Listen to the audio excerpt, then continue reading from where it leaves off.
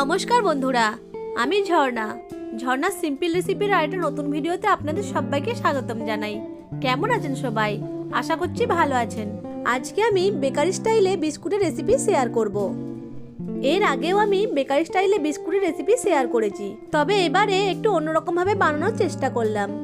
Bakery স্টাইলে এই বিস্কুটগুলো চায়ের সাথে বা শুধু খেতে খুবই মজা লাগে।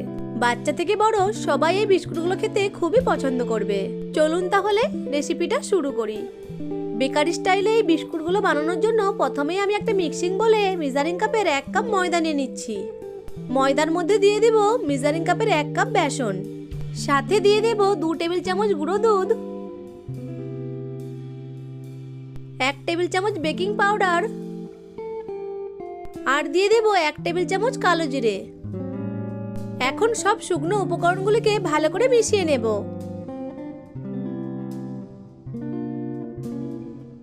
এরপর এর মধ্যে অল্প অল্প করে রিফাইন তেল যোগ করে একটা ডো তৈরি করে নেব। তেলটা একেবারে দিয়ে দেব না, অল্প অল্প করে মিশিয়ে একটা ডো তৈরি করে নেব।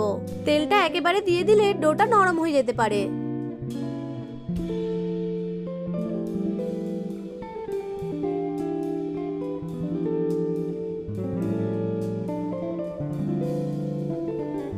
এরপর এর মধ্যে দিয়ে দিব মেজারিং কাপের 1/2 কাপ গুঁড়ো চিনি। চিনির গুঁড়োটা আপনারা শুকনো উপকরণের সাথেও মিশিয়ে দিতে পারেন।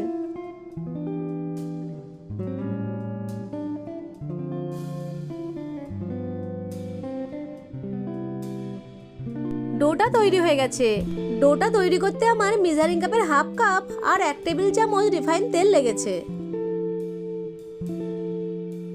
ডোটাকে এক সাইডে রেখে দেব। এখন একটা স্টিলের প্লেট নিয়ে তাতে একটু রিফাইন তেল ব্রাশ করে দেব। এখন থালার উপর একটা নরমাল A4 পেপার কেটে বসিয়ে দেব।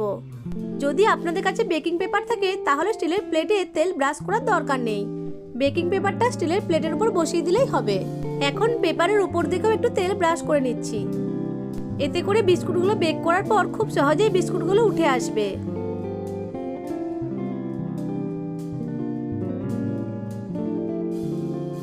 এরপর ডোটাকে একটা বড় জায়গায় নিয়ে হাতের সাহায্যে চেপে চেপে প্রথমে গোল, তারপর একটা চৌকো শেপ দিয়ে দেব।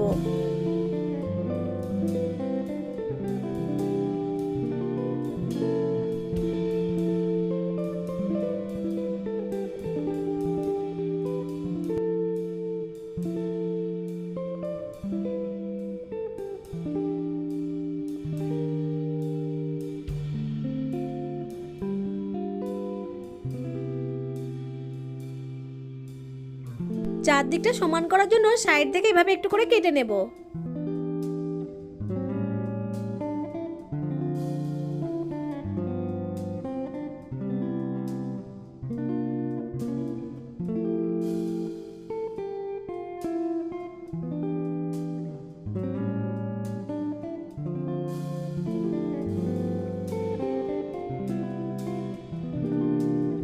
এবার এইভাবে কেটে নেব।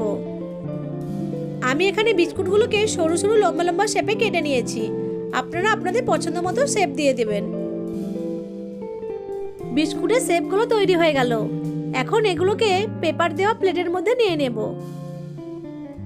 একটা ছুরির সাহায্যে এইভাবে একটু ডিজাইন করে নেব, এতে করে দেখতে সুন্দর লাগে।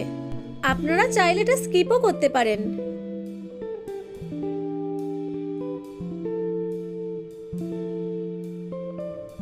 সব বিস্কুটগুলোকে ডিজাইন দেওয়া হয়ে গেছে। এখন এগুলো বেক করার জন্য একদম রেডি। তার জন্য আমি আগে থেকে একটা কড়াইকে লো ফ্লেমে ঢাকা দিয়ে 5 মিনিট ধরে গরম করে নিয়েছি। এখন ঢাকনা খুলে কড়াইয়ের মধ্যে একটা স্ট্যান্ড বসিয়ে দেব। এবার এই স্ট্যান্ডের উপরে বিস্কুট সহ প্লেটটিকে বসিয়ে দেব। এখন ঢাকা দিয়ে একদম লো ফ্লেমে 30 থেকে 35 মিনিট মতো বেক করে নেব। এখন আমি 35 মিনিট পরে দেখাচ্ছি। দেখুন বিস্কুটগুলো খুব ভালো করে বেক হয়ে গেছে আর উপর থেকে শক্তও হয়ে গেছে। এরপর বিস্কুটগুলোকে ঠান্ডা করে কড়াই থেকে নামিয়ে নেব। দেখুন বিস্কুটগুলো খুব সহজেই পেপার থেকে উঠে আসছে। বেকারি স্টাইলে বিস্কুটগুলো তৈরি হয়ে গেছে। এখন এই বিস্কুটগুলোকে একটা প্লেটে সার্ভ করে দিয়েছি। আশা করছি আজকের এই বেকারি স্টাইলে বিস্কুটের রেসিপিটা আপনাদের কাছে ভালো লেগেছে। ভালো লেগে থাকলে আমার ভিডিওটিকে লাইক, কমেন্ট, শেয়ার আর চ্যানেলটিকে সাবস্ক্রাইব করে পাশে থাকা বেল আইকনটিকে অন করে রাখবেন আমার পরবর্তী ভিডিওর নোটিফিকেশন সবার আগে পাওয়ার জন্য। দেখুন বিস্কুটগুলো ভেতর থেকে কতটা খাস্তা হয়েছে। ভিডিওটা প্রথম থেকে শেষ পর্যন্ত দেখার জন্য আপনাদেরকে অসংখ্য ধন্যবাদ।